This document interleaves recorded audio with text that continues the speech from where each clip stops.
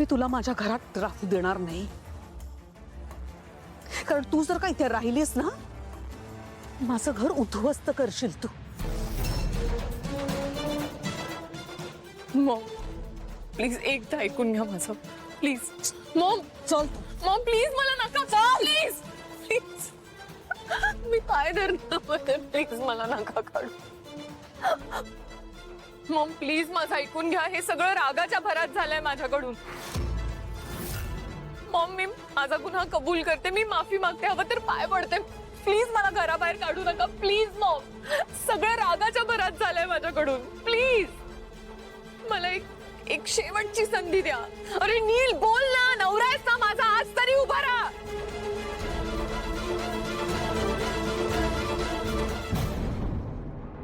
मी बोलू काय बोलू ऐश्वर्या? अरे इतकी सगळी वाईट कामं करून मी तुझी बाजू घ्यावी ही तुझी इच्छा आहे. तुझ्या इच्छे खातीर माझ्या इच्छा मी मारल्या.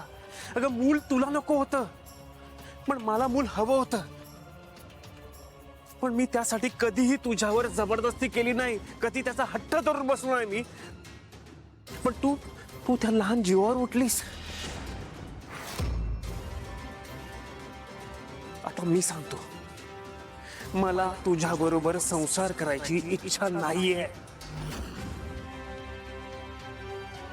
मॉम मॉम ही बाई माझ्या आजूबाजूलाही नको आहे. लायकी नाही तुझी. नील एक काम कर, हिची बॅग पॅक कर आणि हिला हिच्या आई वडिलांकडे लंडनला सोडून ये जा.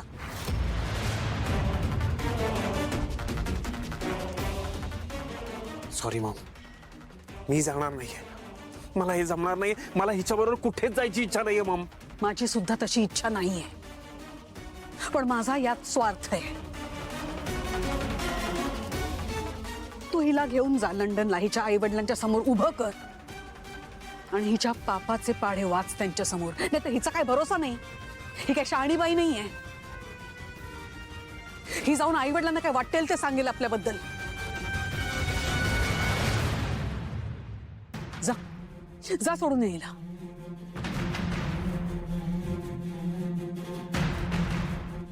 आणि तुम्ही सगळे चला निघा इथून.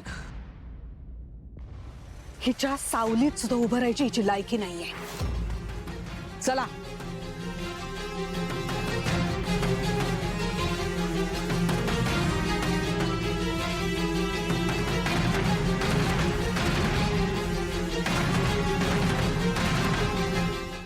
सगळ्यात चूक माझी आहे, फक्त आणि फक्त माझी. कसं काय गाफील राहिलो मी.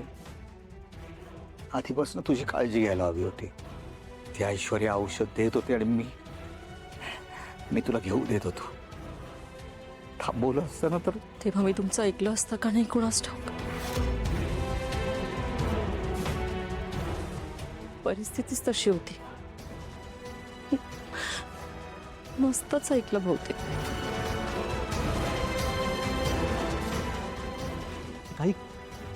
ऐक ना, तू सगळं विसरून जा. झालं गेलं ते. प्लीज तू या गोष्टीचा विचार नको करू. आपल्या बाळावर परिणाम होईल. मी तुला खरंच सांगतो. आपल्याला आनंद मिळणार आहे. आपलं बाळ शाळेत असतं ना आता. आपलं बाळ शाळेत असतं.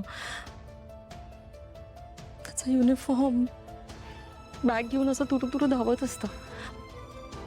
वॉटर बॉटल त्याच्या आवडीचे पदार्थ केले असते मी रोज. आई आई म्हणून. आपण कोणाचंही वाईट केलं नाही. आपलं पण कोणी वाईट करणार. हे सगळं नीट होणार आहे आपलं. कशी काय वागू शकते होती.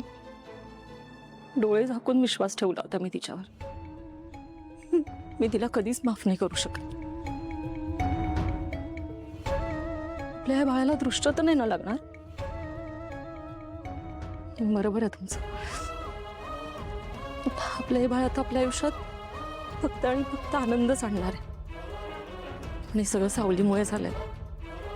मी तिचे उपकार आयुष्यभर नाही विसरणार. खूप मोठे उपकार आहेत तिचे आपल्यावर.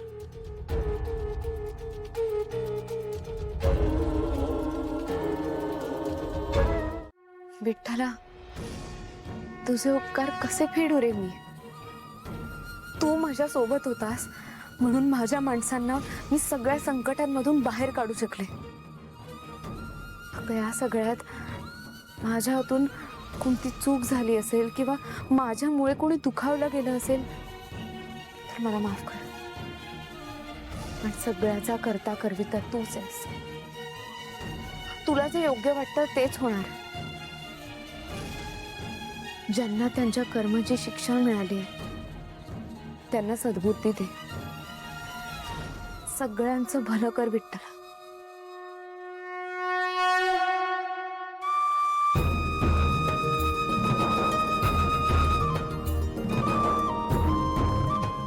सावली,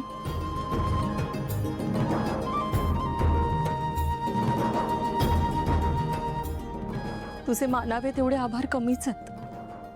तू माझं आयुष्यच बदलून टाकलंस ग. माझ्या आयुष्यात जे काही नव्हतं, जे जे मी गमावलं होतं ते तू मला परत मिळवून दिलंस. माझा पाठीराखा झालीस आणि खऱ्या अर्थाने माझ्यासाठी सावळ्याची सावली ठरलीस. मी काहीच केलं नाही वहिनी. सगळं या विठ्ठलानेच घडवून आणलंय. त्याच विठ्ठलाने त्याच्या सावलीच्या रूपाने माझ्या आयुष्यात आनंद दिला. आता त्याच्याकडे एवढीच प्रार्थना आहे की तो आनंद कायम राहू दे.